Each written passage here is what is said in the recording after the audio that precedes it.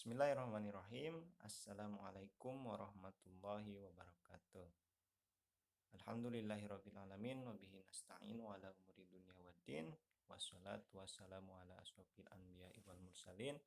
Wa ala alihi wa ashabihi ajma'in. Amma ba'du. Rabbi syrah li sadri wa yassir li amri wa hlul 'uqdatam min lisani yafqahu qawli. Yang saya hormati dosen pengampu mata kuliah Seminar Pendidikan Matematika Bapak Dedi Nur Jamil, Magister Pendidikan, dan yang saya banggakan seluruh teman-teman mahasiswa Pendidikan Matematika Universitas Siliwangi. Pada kesempatan kali ini saya Renaldi dengan NPM 1821511071 akan menjelaskan mengenai sebuah artikel. Nah, adapun judul dari artikel yang akan kita bahas pada kesempatan kali ini yaitu mengenai kemampuan penalaran matematis ditinjau dari minat belajar peserta didik. Nah, langsung saja kita kepada pembahasannya. Nah, pendidikan matematika di sekolah ditujukan agar siswa memiliki daya nalar yang baik, terutama ketika menyelesaikan masalah-masalah mata pelajaran matematika. Nah, Wahyudin berpendapat menemukan bahwa salah satu kecenderungan yang menyebabkan siswa gagal menguasai dengan baik pokok-pokok bahasan dalam matematika yaitu siswa kurang memahami dan kurang menggunakan nalar yang baik dalam menyelesaikan soal-soal tersebut.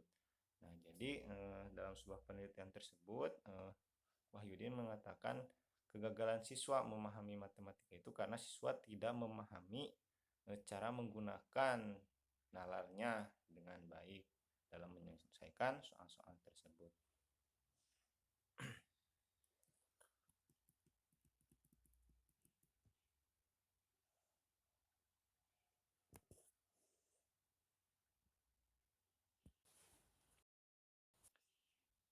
Penalaran juga merupakan suatu kegiatan atau proses berpikir untuk menarik kesimpulan yang membuat pernyataan baru yang didasarkan pada pernyataan sebelumnya dan kebenarannya telah dibuktikan. Nah, keberhasilan belajar seseorang dapat dipengaruhi oleh beberapa faktor. Nah, diantaranya banyak faktor yang terutama itu ada faktor internal dan faktor eksternal. Adapun salah satu faktor yang mempengaruhi peserta didik dalam meningkatkan kemampuan penalaran matematis yaitu salah satunya adalah faktor minat belajar dari peserta didik tersebut. Nah,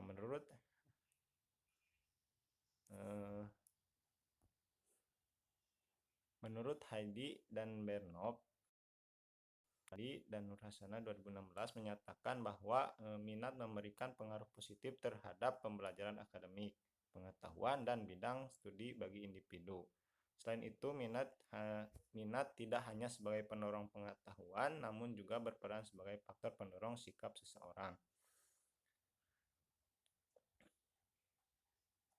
Nah, dalam pembelajaran, khususnya pembelajaran matematika, minat belajar sangat diperlukan karena jika sudah berminat, menyukai dan tekun mempelajari pelajaran matematika, peserta didik dengan mudah akan dengan mudah mempelajari matematika tersebut karena dilandasi dengan minat dalam dirinya. Jadi sebuah minat itu sangat diperlukan karena ketika kita sudah berminat, hal yang sulit pun akan diusahakan untuk dipelajarinya. Tetapi ketika minat tidak ada dalam diri peserta didik tersebut, meskipun pelajaran tersebut tidak terlalu susah, karena tidak berminat, maka malas atau tidak ingin mempelajari pelajaran tersebut, khususnya pada pembelajaran matematika.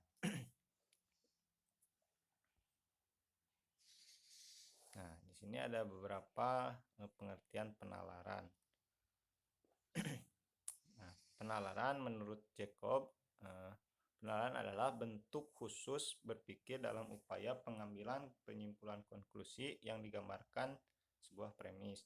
Nah, adapun menurut Suherman dan Winata Putra, penalaran adalah proses berpikir yang dilakukan dengan cara menarik kesimpulan. Nah, adapun kesimpulan yang diperoleh dari hasil bernalar didasarkan pada pengamatan data-data yang ada sebelumnya dan telah diuji kebenarannya. Nah, adapun menurut Sodik, ia mengemukakan bahwa penalaran adalah suatu proses atau suatu aktivitas berpikir untuk menarik suatu kesimpulan atau membuat suatu pernyataan baru yang benar berdasar pada beberapa pernyataan yang kebenarannya telah dibuktikan atau diasumsikan sebelumnya. Nah, jadi menurut Sodik itu penalaran itu merupakan sebuah aktivitas berpikir untuk menarik kesimpulan seperti itu. Nah, adapun menurut Kerap dalam Fajar Sodik memberikan pendapat bahwa penalaran adalah proses berpikir yang berusaha menghubungkan fakta-fakta atau evidensi-evidensi yang diketahui menuju suatu kesimpulan seperti itu. Nah, adapun menurut Suhartoyo dan Endang Daruni, penalaran adalah suatu proses dari budi manusia yang berusaha tiba pada suatu keterangan baru dari suatu atau beberapa keterangan lain yang telah diketahui, dan keterangan baru itu mestilah merupakan urutan kelanjutan dari sesuatu atau beberapa keterangan yang semula itu. Seperti itu. Nah, dari definisi-definisi tersebut dapat diketahui bahwa kegiatan penalaran terfokus pada upaya merumuskan kesimpulan berdasarkan beberapa pernyataan yang dianggap benar, lalu melalui proses berpikir yang berusaha menghubungkan fakta-fakta atau evidensi-evidensi yang diketahui menuju kepada suatu kesimpulan. Nah, penalaran juga merupakan aktivitas berpikir yang abstrak. Untuk mewujudkannya diperlukan simbol. Nah, simbol atau lambang yang digunakan dalam penalaran berbentuk bahasa, sehingga wujud penalaran akan berupa argumen. Nah, pernyataan atau konsep abstrak dengan simbol berupa kata, sedangkan untuk proporsi simbol yang digunakan adalah kalimat, yaitu kalimat pernyataan. Nah, karena penalaran menggunakan simbol dan berupa argumen, maka argumenlah yang dapat menentukan kebenaran konklusi dari premis-premis yang ada. Itu merupakan pengertian dari penalaran. Seperti itu. Nah, adapun kemampuan penalaran matematis, dijelaskan matematika pada hakikatnya merupakan suatu ilmu yang cara bernalarnya deduktif formal dan abstrak, atau objek-objek penalarannya abstrak hanya ada dalam pemikiran manusia, sehingga hanya suatu hasil karya dari kerja otak manusia. Nah, objek penelaahan matematika tidak sekedar kuantitas berupa bilangan-bilangan serta operasinya, tetapi lebih dititik beratkan kepada hubungan, pola, bentuk, dan struktur dari unsur ruang seperti itu.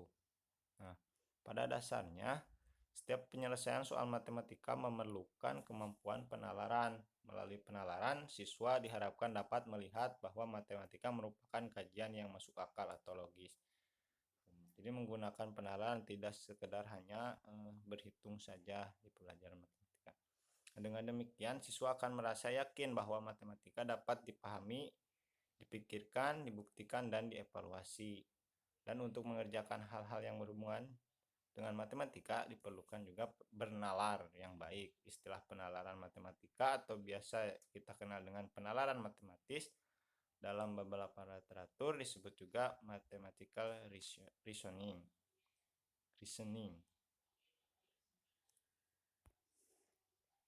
Nah, di sini ada pendapat beberapa ahli. Menurut Karin Brody, mathematical reasoning adalah dalam arti Indonesia itu penalaran matematika adalah penalaran mengenai objek matematika. Objek matematika dalam hal ini adalah cabang-cabang matematika yang dipelajari seperti halnya statistika, aljabar, geometri, dan sebagainya.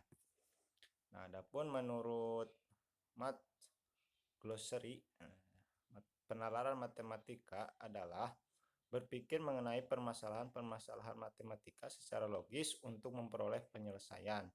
Nah, penalaran matematis juga mensyaratkan kemampuan untuk memilih apa yang penting dan apa yang tidak penting dalam menyelesaikan sebuah permasalahan dan untuk menjelaskan atau memberikan alasan atas sebuah penyelesaian.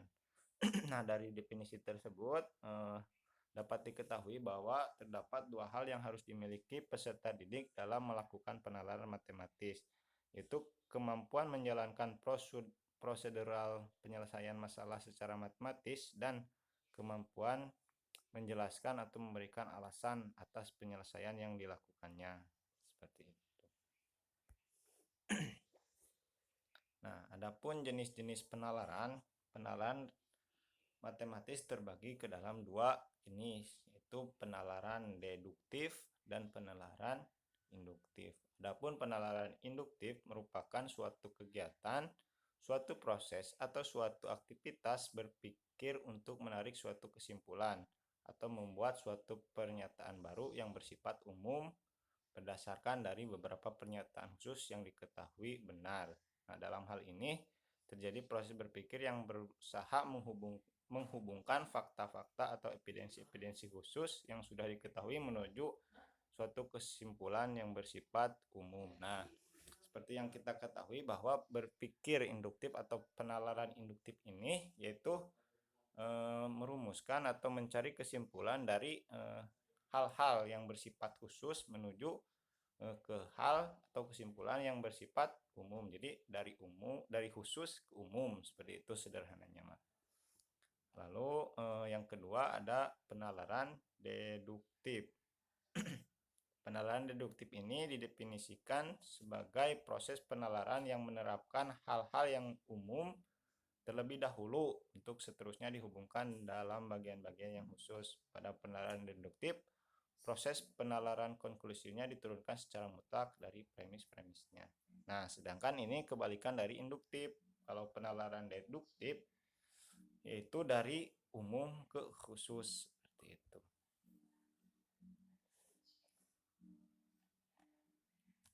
Lanjut. Nah, adapun indikator penalaran matematis, nah dalam peraturan Dirjen Pendidikan Dikdasmen Depdiknas nomor 506 dijelaskan bahwa kemampuan dalam penalaran matematika, indikator kemampuan dalam penalaran matematika yaitu yang pertama mengajukan dugaan, yang kedua melakukan manipulasi matematika, yang ketiga menarik kesimpulan, menyusun bukti, memberikan alasan atau bukti terhadap kebenaran atau solusinya. Lalu yang selanjutnya menarik kesimpulan dari pernyataan, memeriksa kesohihan atau kebenaran suatu argumen, dan menemukan pola atau sifat dari gejala matematis untuk membuat generalisasi. Seperti itu dalam peraturan Dirjen Dikdasmen Diknas. Lalu pendapat lain mengungkapkan bahwa ini pendapat dari Sumarno, indikator penalaran matematika pada pembelajaran matematika antara lain yaitu ciri-cirinya siswa dapat menarik kesimpulan secara logis, lalu memberikan penjelasan dengan model, fakta atau sifat-sifat dan hubungan dari masalah-masalah, lalu memperkirakan jawaban dan proses solusi. Selanjutnya menggunakan pola dan hubungan untuk menganalisis suatu situasi matematik. Selanjutnya menyusun dan menguji konjektur, lalu merumuskan lawan contoh atau counter example, lalu mengikuti aturan inferensi, memeriksa validitas argumen, dan menyusun argumen yang valid, serta menyusun pembuktian langsung, tak langsung, dan menggunakan induksi matematik. Nah, seperti itu dari menurut pendapat Sumarno.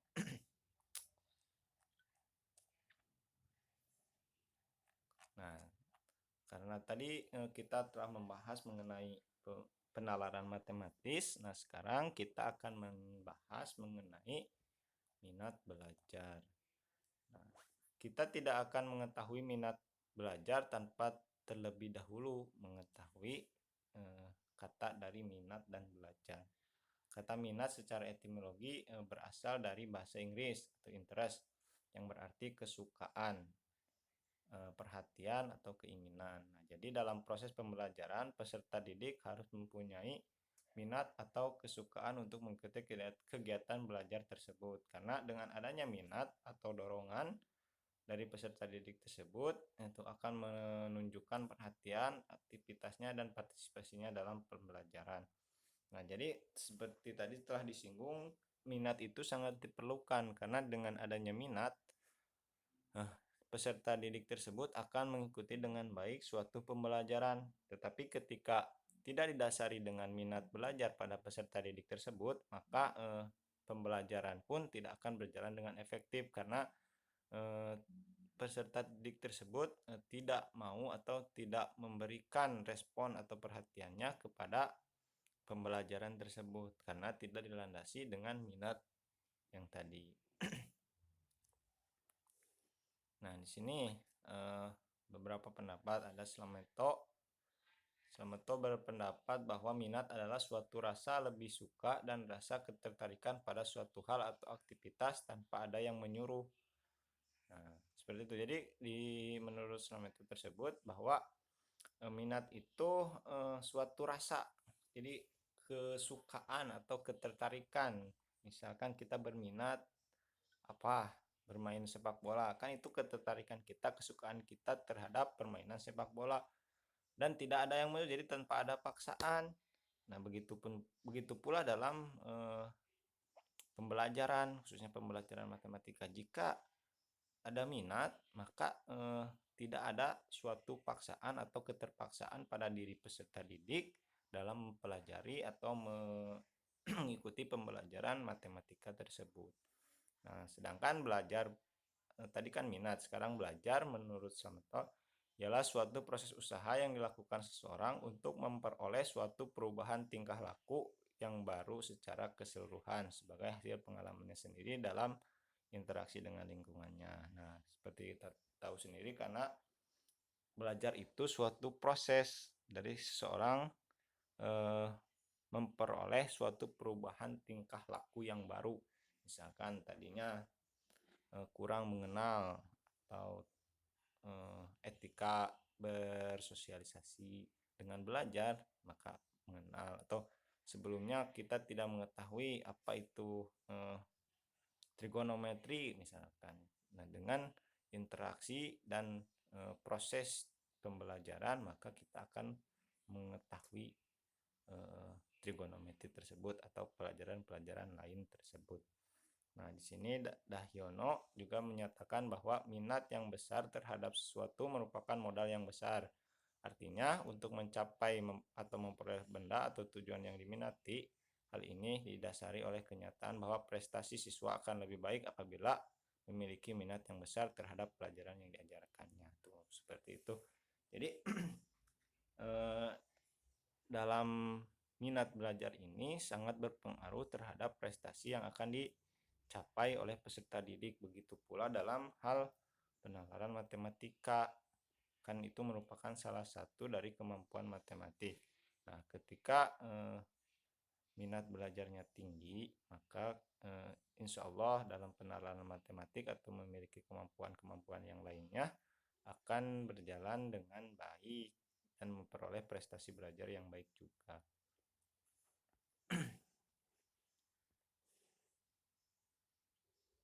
Nah, menurut pendapat-pendapat di atas dapat disimpulkan bahwa minat belajar adalah kecenderungan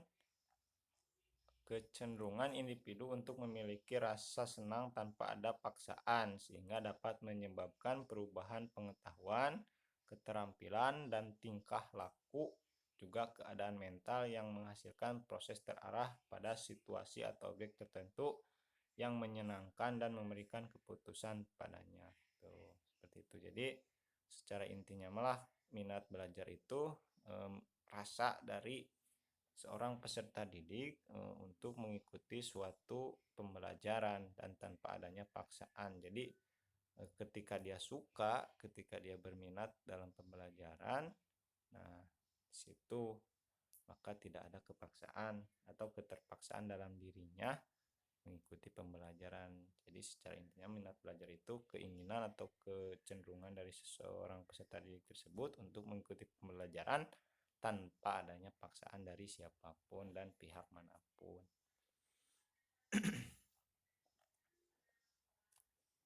Lanjut. Nah, di sini ada ciri-ciri minat belajar. Nah, dalam minat belajar memiliki beberapa ciri. Adapun menurut Elizabeth Harlock dalam Susanto 2013 halaman 62 menyebutkan ada 7 ciri-ciri dari minat belajar. Yang pertama, minat tumbuh bersamaan dengan perkembangan fisik dan mental. Nah, yang kedua, minat tergantung pada kegiatan belajar. Yang ketiga, perkembangan minat mungkin terbatas. Yang keempat, minat tergantung pada kesempatan belajar. Yang kelima, minat dipengaruhi oleh budaya. Yang keenam, minat berbobot emosional. Dan yang terakhir, minat berbobot egosentris. Artinya jika seseorang senang terhadap sesuatu, maka akan timbul hasrat untuk memilikinya. Tuh, seperti itu. Jadi ini minat, ciri-ciri minat. Adapun pendapat lain menyebutkan bahwa berminat dalam belajar adalah sebagai berikut ciri-cirinya. Yang pertama, memiliki kecenderungan yang tetap untuk memperhatikan dan mengenang sesuatu yang dipelajari secara terus-menerus. Nah, yang kedua, ada rasa suka dan senang terhadap sesuatu yang diminatinya. Jadi seperti tadi, ada sesuatu, ada kesukaan, ada kesenangan dalam hati diri siswa atau peserta didik dalam mempelajari sesuatu yang diminatinya, misalkan pembelajaran matematika. Yang ketiga, memperoleh sesuatu kebanggaan dan kepuasan pada suatu yang diminati.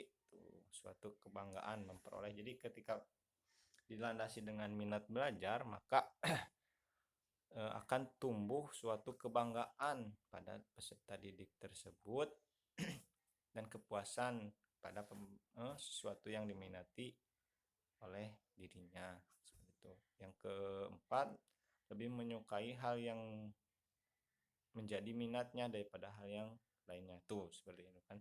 Ketika kita sudah minat, maka akan memprioritaskan hal-hal yang kita minati terlebih dahulu dan mengabaikan hal-hal yang tidak kita minati.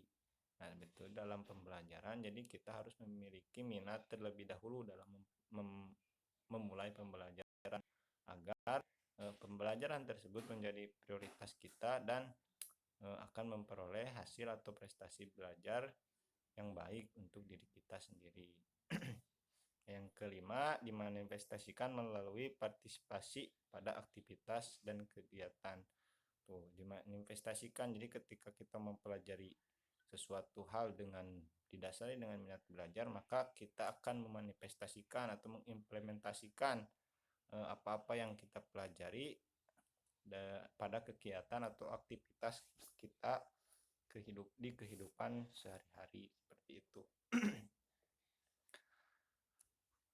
Lanjut. Nah, adapun faktor-faktor yang mempengaruhi minat belajar peserta didik, yang pertama ada faktor internal. Faktor internal itu terdiri dari dua, ada faktor fisiologis dan faktor psikologis. Adapun faktor fisiologis adalah kondisi jasmani dan tegangan otot yang menandai tingkat kebugaran tubuh dari peserta didik tersebut. Hal ini dapat mempengaruhi semangat dan interaksi siswa dalam pembelajaran. Nah, fisiologisme itu berbentuk kebugaran fisik, jadi misalkan kesehatan, kondisi dari peserta didik tersebut, baik kondisi kebugarannya rohani atau jasmani, kalau fisiologis secara umum gitu. Jadi kondisi dari jasmani peserta didik tersebut. Sedangkan aspek dari psikologisnya itu aspek dari dalam diri siswa tersebut, yaitu terdiri dari intelijensi, bakat siswa, sikap siswa, minat siswa, dan motivasi siswa. Nah, yang kedua ini adalah aspek psikologis, yaitu rohani. Jadi terdapat dalam diri peserta didik. Yang pertama tadi disebutkan intelijensi, bakat, sikap, minat, dan motivasi dari peserta didik tersebut. Seperti itu. Nah, lalu yang kedua itu dari faktor belajar, minat belajar. Yang kedua ada faktor eksternal. Nah, faktor eksternal dari siswa itu terbagi juga ke dalam dua. Ada faktor lingkungan sosial dan yang kedua lingkungan nasional. Nah, lingkungan sosial itu apa saja? Misalkan sekolah, keluarga, masyarakat, dan teman-teman sekelas. Sedangkan lingkungan nasional terdiri dari gedung sekolah dan letaknya, faktor materi pelajaran, waktu belajar, keadaan rumah tempat tinggal, dan alat-alat belajar. Nah, lingkungan sosial itu berupa orang-orang, misalkan keluarga, masyarakat, teman sekelas, dan lain sebagainya. Sedangkan lingkungan nasional itu berupa fasilitas-fasilitas, misalkan tata letak sekolah, faktor materi pelajaran, waktu belajar, keadaan rumah tempat tinggal peserta didik tersebut, dan alat-alat pendukung pembelajaran peserta didik tersebut. Seperti itu. Itu untuk faktor eksternal. Sedangkan yang ketiga ada faktor pendekatan belajar. Nah, faktor pendekatan belajar yaitu segala cara atau strategi yang digunakan siswa dalam menunjang keefektifan dan keefisienan proses mempelajari materi tertentu. Nah, suatu cara pendekatan itu suatu cara bagaimanapun caranya seorang peserta didik untuk memperoleh atau mempelajari suatu pembelajaran dengan cara yang nyaman dan cara yang dirasa efektif bagi peserta didik tersebut. Jadi tentunya tiap-tiap peserta didik mempunyai pendekatan belajar yang berbeda-beda tergantung kenyamanan, keefisienan, juga keefektifan cara belajar tersebut bagi peserta didik tersebut. Nah, yang selanjutnya ada indikator minat belajar. Indikator minat belajar menurut Diamaroh, indikator minat belajar yaitu rasa suka atau senang, pernyataan lebih menyukai, adanya rasa ketertarikan, adanya kesadaran untuk belajar tanpa disuruh, berpartisipasi dalam aktivitas belajar, memberikan perhatian. Nah, sedangkan menurut Slameto beberapa indikator belajar yaitu yang pertama ada perasaan senang, keterlibatan siswa atau peserta didik, ketertarikan, dan perhatian siswa. Nah, adapun perasaan senang apabila apabila seorang siswa memiliki perasaan senang terhadap sesuatu atau suatu pelajaran, maka tidak akan ada rasa terpaksa dalam mempelajari pelajaran tersebut. Jadi ini mah didasari oleh rasa senang. Jadi minat itu indikatornya yang pertama memiliki rasa senang terlebih dahulu. Lalu yang kedua keterlibatan siswa.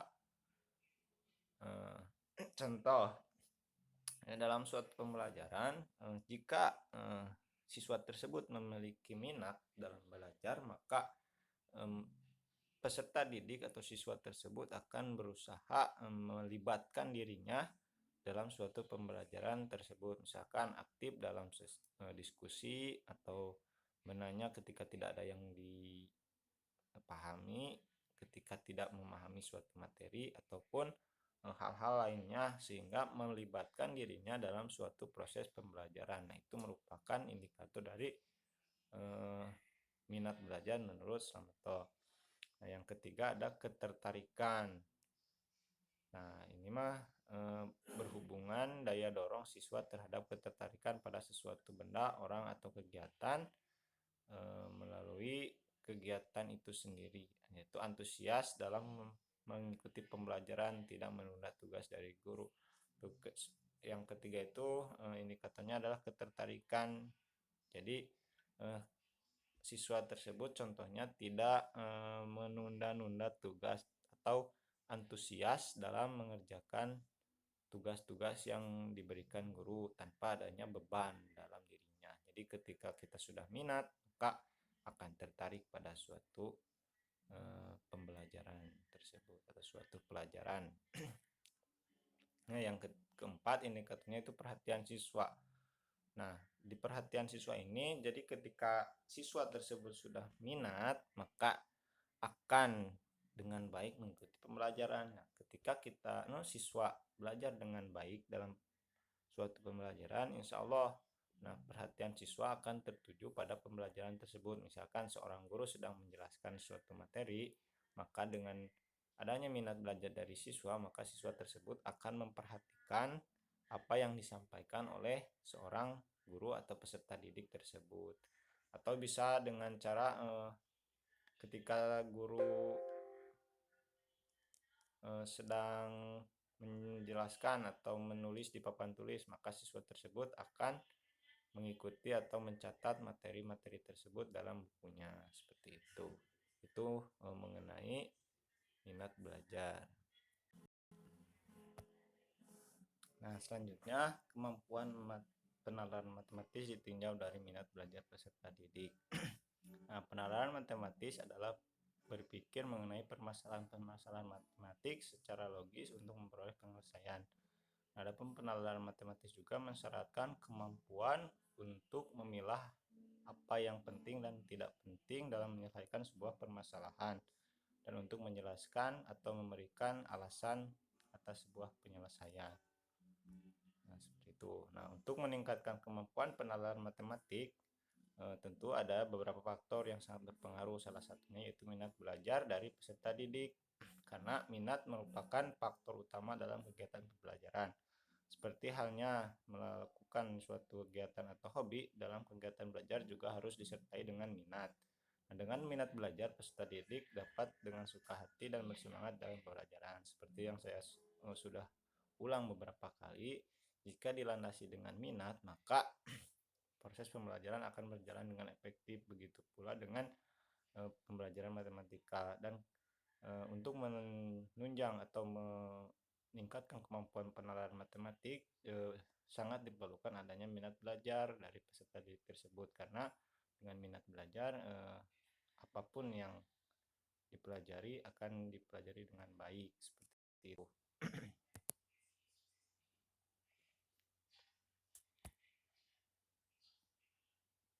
Nah, adapun upaya meningkatkan minat belajar peserta didik, Usman Effendi dalam Amri menjelaskan, yaitu yang pertama membangkitkan suatu kebutuhan, misalnya kebutuhan untuk menghargai keindahan, untuk dapat penghargaan dan sebagainya.